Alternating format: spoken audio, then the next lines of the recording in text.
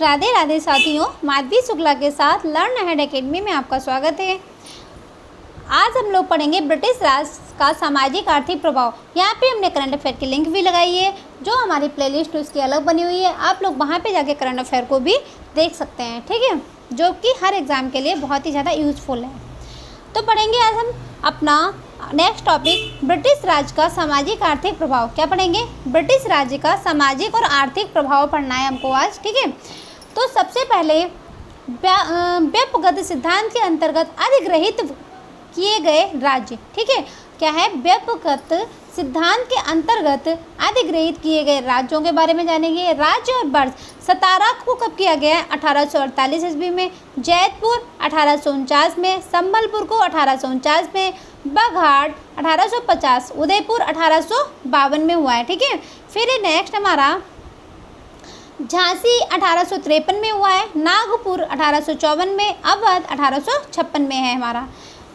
फिर है प्रमुख कृषि पद्धतियाँ कौन कौन सी थी? प्रथा और वर्ष। तीन कठिया प्रथा, ठीक है, तीन कठिया प्रथा।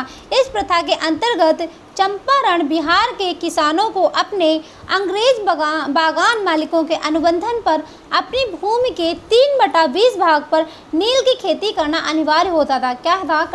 वो तीन कठिया प्रथा जो थी, इस प्रथा के अंतर्गत चंपारण यानी बिहार के किसानों को अपने अंग्रेज बागान मालिकों के अनुबंधन पर अपनी भूमि के 3/20 भाग पर नील की खेती करना अनिवार्य होता था। ये तीन कठिया प्रथा थी, ठीक है। फिर ददनी प्रथा थी, इसके बारे में जानिए। ददनी प्रथा, इस प्रथा के अंतर्गत ब्रिटिश व्यापारी शिल्पियों से निर्मित माल प्राप्त करने के लिए अग्रिम अथवा पेशगी के रूप में धन दे देते थे। मतलब इस प्रथा के अंतर्गत ब्रिटिश व्यापारी जो होते हैं वो शिल्पियों से निर्मित माल प्राप्त करने के लिए अग्रिम अथवा पेशगी के रूप में धन दे देते थे, ठीक है। वो ददनी प्रथा कहलाती थी। फिर नेक्स्ट हमारा ब्रिटिश कालीन भू राज्य व्यवस्था कैसी थी? ब्रिटिश कालीन भू राज्य व्यवस्था कैसी थी, ये जानते हैं हम लोग। तो इसको तीन भागों में इन्होंने बांटा था। पहली स्थायी बंदोबस्त या जमींदारी बंदोबस्त, फिर दूसरी रैयतवाड़ी, फिर महालवाड़ी, ठीक है। तो स्थायी बंदोबस्त जमींदारी बंदोबस्त में लॉर्ड कॉर्नवालिस 1793 ईस्वी में आई थी। थॉमस मुनरो ने 1820 में, और महालवाड़ी हाल्ट मैकेंजी के राज्य में 1822 में आई थी, ठीक है। तो जो लॉर्ड कॉर्नवालिस हैं, जूम कर लेते थोड़ा सा, हाँ, जो लॉर्ड कॉर्नवालिस हैं ये बंगाल, इनकी जो प्रथा थी वो कहाँ जमींदारी थी?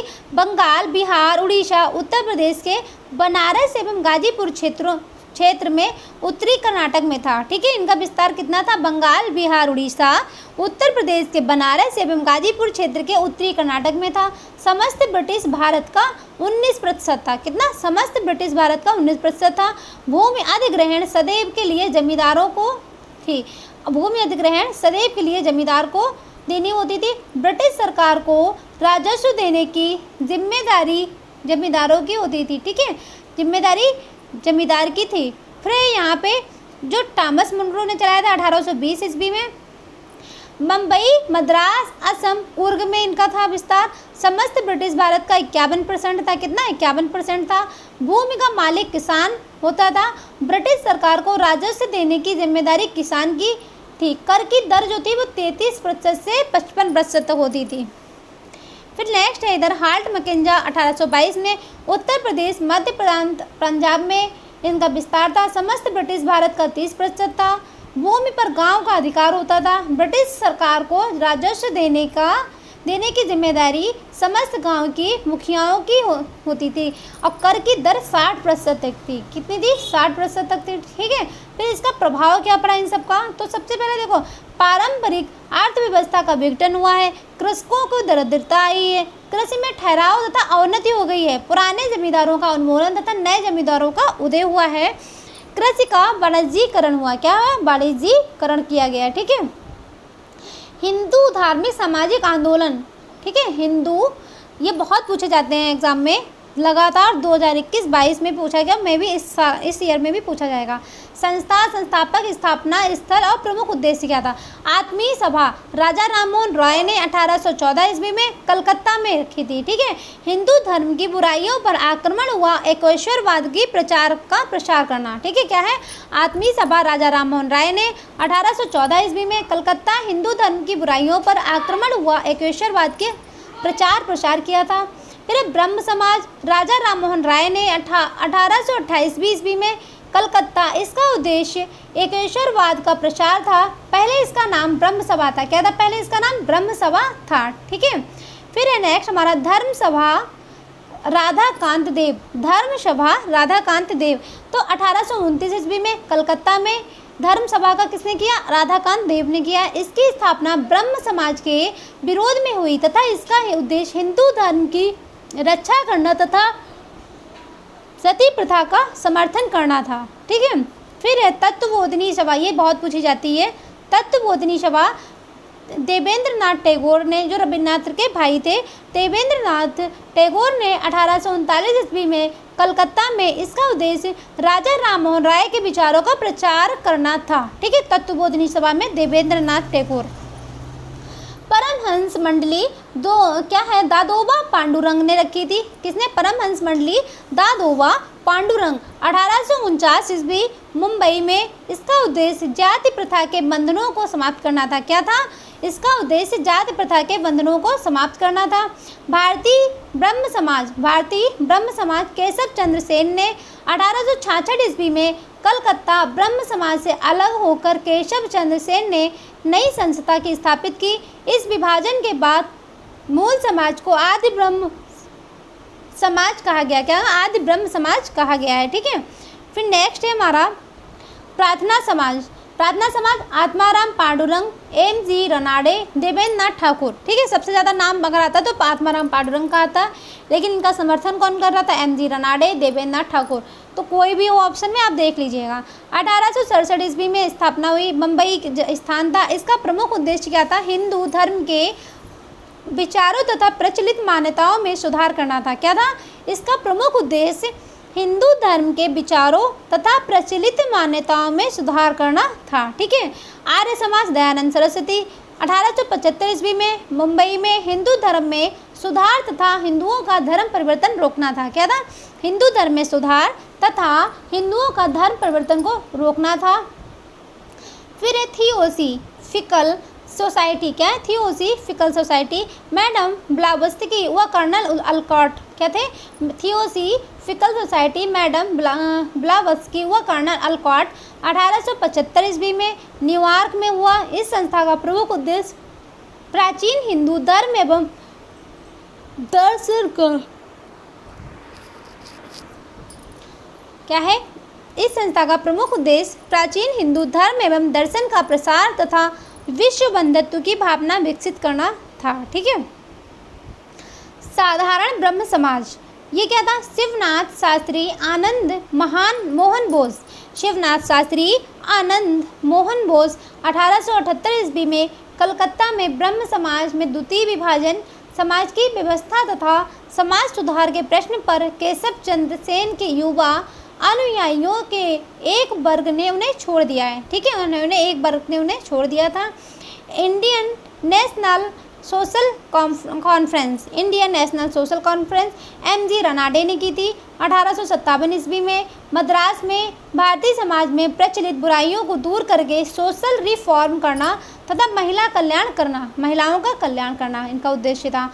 रामकृष्ण मिशन स्वामी विवेकानंद ने की है। रामकृष्ण मिशन की स्वामी विवेकानंद ने की है। 1897 ईस्वी में वेल्लूर, इसका उद्देश्य मानवतावादी एवं सामाजिक कार्य करना था। क्या था इसका उद्देश्य? मानवतावादी एवं सामाजिक कार्य करना था। भारत सेवक समाज गोपाल कृष्ण गोखले ने 1905 ईस्वी में मुंबई में मातृभूमि की सेवा के लिए भारतीयों को विभिन्न क्षेत्रों में शिक्षित करना था। क्या था? भारतीयों को विभिन्न क्षेत्रों में शिक्षित करना था। पूना सेवा सदन रमाबाई रनाडे और जी के देवधर ने 1909 ईस्वी में पुनः महिला कल्याण को बढ़ावा देना व उनका उत्थान करना था। क्या उद्देश्य था इनका? महिला कल्याण को बढ़ावा देना व उनका उत्थान करना उद्देश्य था इनका। ठीक है, फिर है सोशल सर्विस लीग। कौन क्या है? Social service league Narayan Malhar Joshi ने 1911 ईस्वी में मुंबई सामान्य नागरिकों के लिए जीवन में बेहतर कार्य करने का अवसर प्रदान करना था। क्या था? जीवन में बेहतर कार्य करने का अवसर प्रदान करने का ये इनका उद्देश्य था। ठीक है, women's Indian association Annie Besant के द्वारा 1917 ईस्वी में मद्रास यह संस्था भारतीय महिलाओं के कल्याण हेतु गठित की गई थी। ठीक है, यह संस्था भारतीय महिलाओं के कल्याण हेतु गठित की गई थी। फिर नेक्स्ट है हमारा रहनुमाई रजद यासन सभा। क्या है? रहनुमाई रजद यासन सभा। दादा भाई नौरोजी फरदून जी एस बंगाली थे। रहनुमाई रजद यासन सभा दादा भाई नौरोजी फरदून जी एस बंगाली 1851 ईस्वी में मुंबई में। इसका उद्देश्य पारसी या जरथुस्ट्र, ठीक है, धर्म सुधार तथा सभी पारसी महिलाओं में आधुनिक चेतना का प्रसार करना था। क्या था? आधुनिक चेतना का प्रसार करना था। भारत में मुस्लिम सुधार आंदोलन कब हुए थे? तो अलीगढ़ आंदोलन कब हुआ? 1875 ईस्वी में सर सैयद अहमद खान ने किया है, अलीगढ़ में ही। यह अंग्रेजी शिक्षा एवं ब्रिटिश सरकार के पक्ष में सबसे प्रभावी आंदोलन था। वर्ष 1875 में अहमद खान ने अलीगढ़ में मोहम्मद एंग्लो ओरिएंटल स्कूल की स्थापना की थी। ठीक है, फिर है अहमदिया आंदोलन। कौन सा? अहमदिया आंदोलन 1889 या 90 में हुआ है। मिर्ज़ा गुलाम अहमद ने किया है पंजाब में। यह उदारवादी सिद्धांत पर आधारित आंदोलन था। क्या था? यह उदारवादी सिद्धांत पर आधारित आंदोलन था। देवबंद आंदोलन 1867 में मोहम्मद कासिम नैनोतवी रशीद अहमद गंगोही ने देवबंद सहारनपुर उत्तर प्रदेश में। इसका मुख्य उद्देश्य कुरान की शिक्षाओं का प्रचार करना तथा अंग्रेजों का विरोध करना था। ठीक है, बहावी आंदोलन। कौन सा? बहावी आंदोलन सर सैयद अहमद बरेलवी ने किया था। पटना मुख्य केंद्र था। यह मुख्यतः सांप्रदायिक मुस्लिम सुधारवादी आंदोलन था। ठीक है, फिर है अंग्रेजों द्वारा निर्मित सामाजिक सुधार के कानून और अधिनियम कौन कौन से थे? नवजात कन्या हत्या कानून, ये आया गवर्नर जनरल जॉन शोर के काल में वर्ष 1795 में। विशेषता क्या थी? इस कानून के द्वारा कन्याओं की हत्या पर रोक लगाई गई थी। फिर बाल हत्या निरोधक कानून लॉर्ड वेलेस्ली ने किया 1804 ईस्वी में। इस कानून के द्वारा नवजात शिशुओं की हत्या पर रोक लगाई गई है। ठीक है, फिर है सती प्रथा निषेध कानून विलियम बेंटिक 1829 में। इसके द्वारा सती प्रथा पर कानूनी रोक लगाकर इसे हत्या माना गया है। हिंदू विधवा पुनर्विवाह अधिनियम लॉर्ड कैनिंग ने 1856 ईस्वी में। इस अधिनियम द्वारा विधवा विवाह को कानूनी मान्यता दी गई है। सम्मति आयु अधिनियम लैंसडाउन 1891 ईस्वी में 12 वर्ष से कम आयु के बालिकाओं के विवाह पर रोक लगाई गई है। ठीक है, शारदा एक्ट कब आया? लॉर्ड इरविन के काल में 1929 में। इस एक्ट के द्वारा बालकों एवं बालिकाओं के लिए विवाह की न्यूनतम आयु क्रमशः 18 से 14 वर्ष की गई। 18 लड़कों की, लड़कियों की 14 वर्ष निश्चित की गई थी। 1829 में आया था शारदा एक्ट। ठीक है, हिंदू महिला संपत्ति अधिनियम। ये संपत्ति अधिनियम कब आया है? ये लॉर्ड लिनलिथिगो के उस काल में आया है 1937 में। इसमें हिंदू महिलाओं को संपत्ति का अधिकार प्रदान किया गया था। फिर दास प्रथा प्रतिबंध कब आया? 1843 ईस्वी में। 1833 के चार्टर अधिनियम द्वारा दास प्रथा प्रतिबंधित किया गया। ठीक है, 1833 के चार्टर अधिनियम द्वारा दास प्रथा को प्रतिबंधित कर दिया गया था। फिर है नेक्स्ट हमारा कांग्रेस की स्थापना से पूर्व राजनीतिक संस्थाएं कौन कौन सी थीं? ठीक है, कांग्रेस की स्थापना से पूर्व राजनीतिक संस्थाएं, संस्थापक, स्थापना वर्ष, मुख्यालय, ये कौन कौन से हैं? ये है लैंड होल्डर्स सोसाइटी। क्या है? Land holders society.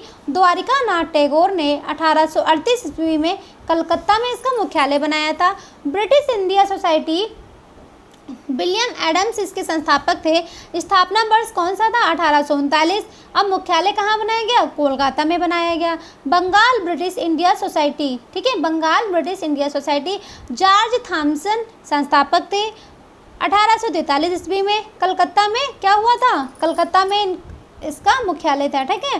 British Indian Association, Radhakanta Deb, कौन है, राधा कांत देव, 1851 में कलकत्ता में हुआ है।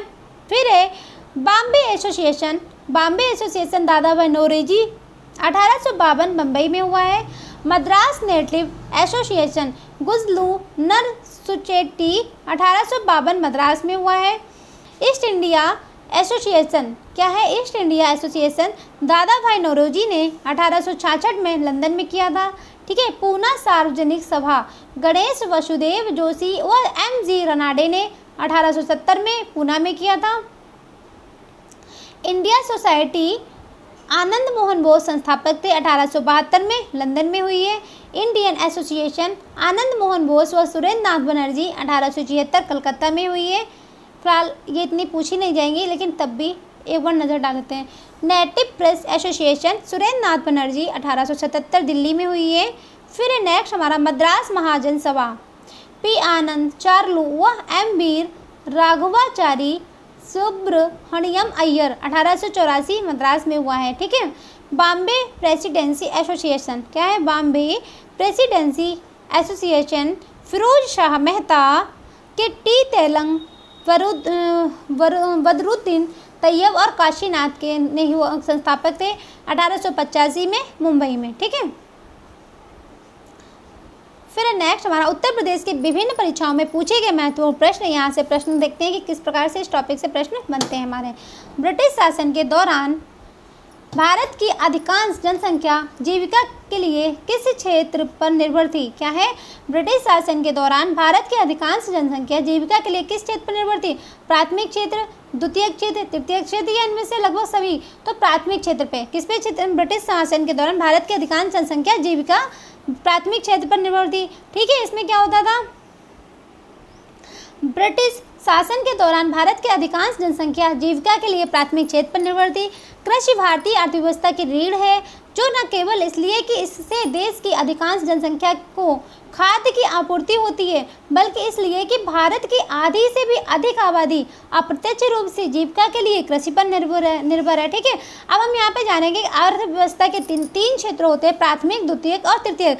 तो प्राथमिक में क्या क्या आता है, द्वितीयक में क्या आता है, तृतीयक में क्या आता है। तो प्राथमिक में हमारी कृषि व कृषि से संबंधित क्रियाकलाप या प्राथमिक, मत्स्य पालन भी प्राथमिक में आता है, वानिकी भी प्राथमिक और खनन भी प्राथमिक में आता है। ठीक है।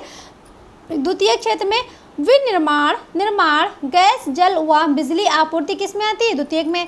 तृतीय क्षेत्र में सेवा क्षेत्र से संबंधित गतिविधियां यानी कि नौकरी वगैरह।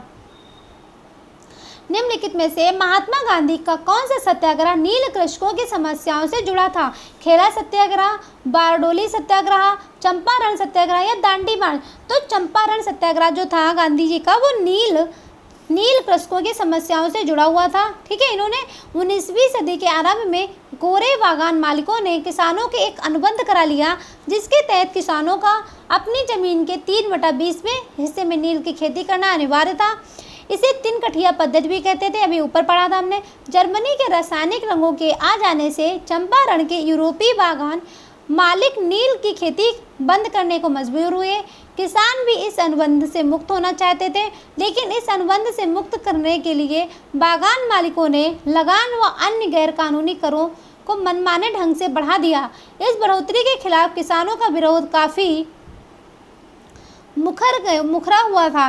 किसानों के समक्ष उपस्थित संकट से मुक्ति दिलाने के लिए राजकुमार शुक्ल ने गांधी जी को चंपारण बुलाने को राजी किया। मामले में गांधी जी के हस्तक्षेप से सरकार ने एक आयोग गठित किया और गांधी जी को भी इसका सदस्य बनाया गया। अंततः किसान जिन समस्याओं से पीड़ित थे उनमें कमी हुई है, मतलब पूरी तरीके से आज़ादी नहीं थी। 1875 के अलीगढ़ से किसका नाम जुड़ा हुआ है, ठीक है, किसका नाम जुड़ा है बताइए। मोहम्मद अली जिन्नाह, दादा भाई नौरोजी, हकीम आजम खान या सर सैयद अहमद खान। तो किसका जुड़ा हुआ है, सर सैयद अहमद खान का नाम जुड़ा हुआ है। ठीक है। 1875 के अलीगढ़ आंदोलन में सर सैयद अहमद खान का नाम जुड़ा है। सर सैयद अहमद खान मुसलमानों के सबसे प्रमुख सुधारक थे। स्थायी बंदोबस्त सबसे पहले शुरू किया गया था। कहाँ? बंगाल और बिहार में, उड़ीसा और उत्तर प्रदेश में, गुजरात राजस्थान में। तो कहाँ? बंगाल और बिहार में शुरू किया था। स्थायी बंदोबस्त सबसे पहले बंगाल और बिहार में शुरू किया गया था। स्थायी बंदोबस्त अथवा इस्तमरारी बंदोबस्त ईस्ट इंडिया कंपनी और बंगाल के जमींदारों के बीच कर वसूलने से संबंधित एक स्थायी व्यवस्था हेतु समझौता था, जिसे बंगाल में लॉर्ड कॉर्नवालिस द्वारा 22 मार्च 1793 को लागू किया गया था। इनमें से किसे भारत के ग्रैंड ओल्ड मैन के नाम से जाना जाता है? दादा भाई नौरोजी को, WC बनर्जी को, फिरोज शाह मेहता को, सुरेंद्रनाथ बनर्जी को।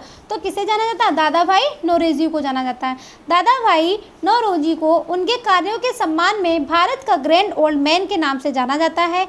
इन्होंने 1851 में रहनुमाई माजादवान सभा रफ्त गुफ्तार पत्र ईस्ट इंडियन एसोसिएशन लंदन में स्थापना व 1886, 93, 1906 3 बार कांग्रेस के अध्यक्ष बन गए। इनकी प्रसिद्ध रचना poverty and un British rule in India है। ठीक है, दादा भाई नौरोजी की। ब्रिटिश सरकार ने भारत में सरकार की संरचना में कुछ सुधारों की घोषणा की, जिन्हें मार्ले मिंटो सुधार के रूप में जाना जाता। 1909 में की थी। किसमें की थी? 1909 में की है। भारत में पहली रेलगाड़ी किस वर्ष और किन 2 स्थानों के बीच चलाई गई? मुंबई से थाने के मध्य चलाई गई थी 1853 में। ठीक है, ये क्वेश्चन बहुत इंपॉर्टेंट, बहुत बार परीक्षाओं में पूछा जाता है। अब इसको जोड़ याद करके जाइए। भारत में पहली रेलगाड़ी लॉर्ड डलहौजी गवर्नर जनरल के काल में 16 अप्रैल 1853 को मुंबई से थाने के मध्य लगभग 34 किलोमीटर की छोटे रेल मार्ग पर चलाई गई थी। भारत में सबसे पहली जनगणना किस वर्ष हुई थी? 1872 में हुई थी। भारत में जनगणना की शुरुआत 1872 में लॉर्ड मेयो के कार्यकाल में हुई। भारत में नियमित जनगणना की शुरुआत 1881 में लॉर्ड रिपन के कार्यकाल में हुई। 2011 की जनगणना भारत की 15वीं जनगणना तथा स्वतंत्र भारत की 7वीं जनगणना है। 1866 में भारत के संदर्भ में चर्चा करने और भारतीय कल्याण को बढ़ावा देने के लिए ब्रिटिश सार्वजनिक अधिकारियों को प्रभावित करने के लिए लंदन में ईस्ट इंडिया एसोसिएशन का आयोजन किसने किया था? ये किया है दादा भाई नौरोजी ने। ठीक है, ये सारे क्वेश्चन यहीं पे। 10वां, निम्नलिखित में से कौन सा दूसरा प्रांत था जिसने सहायक संधि को स्वीकार किया था? अवध, पूना, मैसूर, तंजौर। तो किसने स्वीकार किया था? मैसूर ने। लॉर्ड वेलेस्ली की सहायक संधि को स्वीकार करने के वाला प्रथम भारतीय शासक हैदराबाद का निजाम था। निजाम ने सन 1798 में लॉर्ड वेलेस्ली की सहायक संधि को स्वीकार किया। मैसूर दूसरा राज्य था जिसने 1799 ईस्वी में संधि पर हस्ताक्षर किया, जबकि 1801 ईस्वी में वेलेस्ली ने अवध के नवाब को इस संधि पर हस्ताक्षर करने के लिए बाध्य किया। सहायक संधि किसी भी राज्य की संप्रभुता को छीनने वाला दस्तावेज था। ठीक है, थैंक यू क्लास, यहीं पे हम समाप्त करेंगे। आप लोग की एग्ज़ाम के हिसाब से ये बहुत ही इंपॉर्टेंट क्लासेस रहती हैं। जिन लोगों ने कोई कोर्स नहीं लिया है, कोई बुक्स नहीं है, बहुत अपना टाइम निकाल के इन क्लासेस को देख लो। आप लोग 75+ मार्क्स लेके आराम से आ सकते हैं। ठीक है, मिलते हैं नेक्स्ट क्लास में। Radhe Radhe, thank you class.